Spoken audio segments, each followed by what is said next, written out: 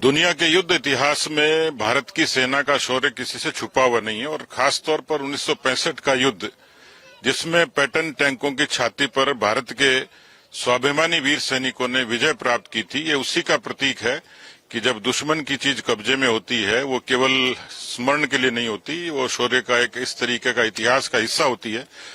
तो मेरे ख्याल से नई पीढ़ी शायद वाकिफ नहीं होगी, लेकिन आज की उस पीढ़ी को निश्चित रूप से याद होगा 65 की और 71 की भारत की अद्भुत लड़ाई, जिसमें भारत के पराक्रम को, भारत की सेना के पराक्रम को लोगों ने देखा था। इसलिए भले ही दुश्मन की थी, लेकिन इसलिए प्रसिद्ध है कि भारत की नाम और अनाम शहीदों ने उस विजय को प्राप्त किया था। और अब्दुल हमीद के बलिदान को कौन भूल सकता है, जिन्होंने भारत माता की रक्षा के लिए अपने आप को आहूत कर दिया था। तो ये टैंक उसी बात की निशानी है। आर्मी की जिस तरीके से एग्जीबिशन लगी है, क्या यूथ को एक मैसेज जाता है इन चीजों से? और पहली बार आर्मी परेड जो है वो दिल्ली से बाहर हो रही है। देखिए, दुनिया के सबसे बड़े लोकतंत्र की अक्षुण्णता में किसी का बड़ा योगदान है तो भारत की सेना है। सेना केवल संख्या बल के हिसाब से नहीं, सेना आज तकनीकी के हिसाब से, सेना पराक्रम के हिसाब से भारत की सेना अपने आप में दुनिया में जिसका बड़ा नाम है। और इसलिए सेना के बारे में भारत की जनता का पहले से एक भावनात्मक अनुराग है, जो अनेक अवसरों पर प्रकट हुआ है। कैसे भूल सकते हैं कारगिल की लड़ाई को, जब सैनिक सीमा पर लड़ रहे थे, भारत की जनता सैनिकों के लिए पलक पावड़े बिछा के उनके अभिनंदन के लिए तत्पर खड़ी थी, उनके परिवारों की सुरक्षा के लिए खड़ी थी। और इसलिए ऐसे अवसर पर सेना अपने आप में लोगों के बीच में एक भाव जगाती है। जयपुर में, क्योंकि ये वीरों की धरती है, शौर्य पराक्रम की धरती है, और राजस्थान की धरती कण कण से उस चीज से वाकिफ है, तो मुझे लगता है कि मेजबानी के तौर पर भी सेना दिवस का यहाँ आयोजन अपने आप में नई पीढ़ी के लिए मुझे लगता है प्रेरणा का कारण बनेगा। जैन जी की चर्चा होती है, लेकिन जैन जी केवल सोशल मीडिया तक सीमित नहीं है। जैन जी के साथ तिरंगा हो, भारत की आत्मा हो, वंदे मातरम उसकी वाणी हो। तो मुझे लगता है ये सारी कहानी सेना के इर्द गिर्द, सेना के स्वाभिमान के साथ राजस्थान में इस सेना परेड के जरिए नई पीढ़ी को प्रेरणा देने का कारण बनेगी।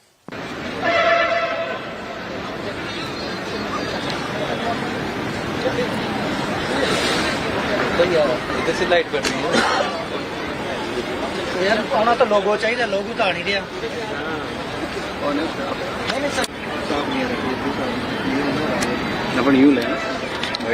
ये मर्सिडीज बेंज विंटर कार है, 1961 द्वारा निर्मित है। पूर्व में इसका उपयोग पूर्वी पाकिस्तान के army commander lieutenant general Amir Abdullah Khan Niazi किया करते थे। 16 दिसंबर 1971 को इस गाड़ी को चला करके रेस कोर्स ढाका आए और वहां पर आत्मसमर्पण पत्र पर हस्ताक्षर किए, जिसके बाद युद्ध समाप्ति की घोषणा हुई और बांग्लादेश का उदय हुआ। और इस गाड़ी को ट्रैफिक जो ट्रॉफी, युद्ध ट्रॉफी के रूप में भारत को सौंप दिया। फिर भारत से जो है इसको कोलकाता लाया गया। कोलकाता में 613 टीपीटी कंपनी को रख रखाव के लिए इसे समर्पित दे दिया गया और समय समय पर इसका उपयोग वहां के ईस्टर्न कमांड के आर्मी कमांडर द्वारा किया जाता रहा है। इस गाड़ी को धरोहर के रूप में समय समय पर आगंतुकों को प्रदर्शित किया जाता रहा है। यह गाड़ी 4-5 जो है तो ट्रॉफी भी जीत चुकी है, जिसमें से बीसीसीआई ट्रॉफी जीती है, रख रखाव ट्रॉफी जीता है, सड़क जो है तो प्रदर्शनी ट्रॉफी जीता है। तो इसका ये इतिहास रहा है। अभी भी वर्किंग है पूरी? हाँ, ये गाड़ी पूरी रूप से वर्किंग है और आर्मी ईस्टर्न कमांड के आर्मी कमांडर द्वारा ये उपयोग करते हैं इसका। जी ईस्टर्न कमांड के। नाम बताइएगा। मेरा नाम है नायब सरदार राजनाथ मिश्रा, 613 टीपीटी कंपनी। मेरा नाम जितेंद्र सिंह है। हम ग्रेनेडियर्स रेजिमेंटल सेंटर जबलपुर से आए हैं। यह आरसीएल गन जो जीप पे लोड है, यह हमारे 4 ग्रेनेडियर्स के सीक्यूएमएस अब्दुल हमीद की गन है, जिन्होंने इस गन से 1965 की लड़ाई में पाकिस्तान के 8 पैटर्न टैंक बर्बाद किए थे। और जब 9वां टैंक बर्बाद कर रहे थे, उस समय वो वीरगति को प्राप्त हुए। उनको मरणोपरांत परमवीर चक्र से नवाजा गया था। ये जो निशान है इसके ऊपर, जी, जो ये निशान है, ये पाकिस्तान की तरफ से जो फायर हुआ था उसमें राउंड लगा था, जो यहाँ से इम्पैक्ट हुआ और वहां पर एग्जिट हुआ।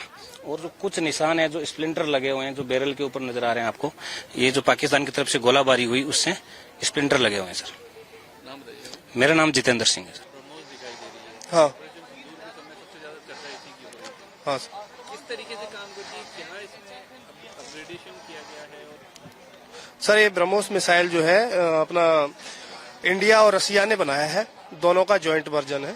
इसका ब्रह्मोस नाम जो है इंडिया की ब्रह्मपुत्र और रसिया की मॉस्को रिवर के नाम पे रखा गया है। इसका मेन है कि इसकी स्पीड ज्यादा है, 3 मैक की स्पीड है, जो साउंड से 3 गुना स्पीड से ट्रेवल करती है और लो अल्टीट्यूड पे ट्रेवल करती है, जिससे कि दुश्मन के रडार इसको कैप्चर जल्दी से नहीं कर पाते हैं। तो उसका एक एडवांटेज है, जिस वजह से हम दुश्मन ट्रैक नहीं कर पाता है और सटीक निशाना लगाती है। इसकी जो एक्यूरेसी है वो पिन पॉइंट एक्यूरेसी है और इसको ऑपरेशन सिंदूर में दुश्मन के कई एयरबेस पे फायर किया गया था, जिसमें पाकिस्तान का काफी नुकसान हुआ था।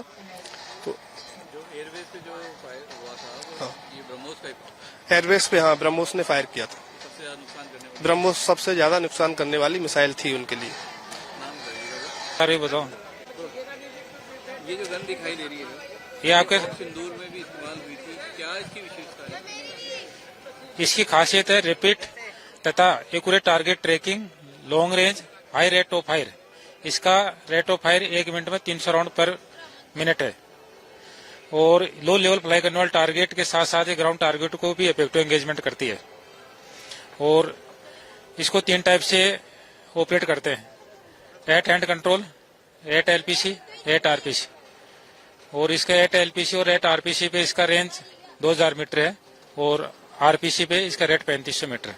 ये ड्रोन किलर के नाम से भी जानी जाती है, क्या इसने किया था उस समय ऑपरेशन सिंदूर में, इसलिए इसका नाम है सब? इसने ड्रोन गिराए थे इसलिए इसका ड्रोन के अंदर बोलते हैं। सबसे ज्यादा हाँ, एंटी एयरक्राफ्ट है इसलिए इसने गिराए थे। जितने भी पाकिस्तान के जो जितने भी थे। नाम बताइएगा। नाम नहीं।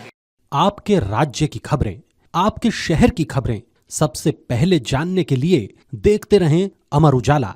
चैनल को सब्सक्राइब जरूर कर लें और पाएं हर अपडेट।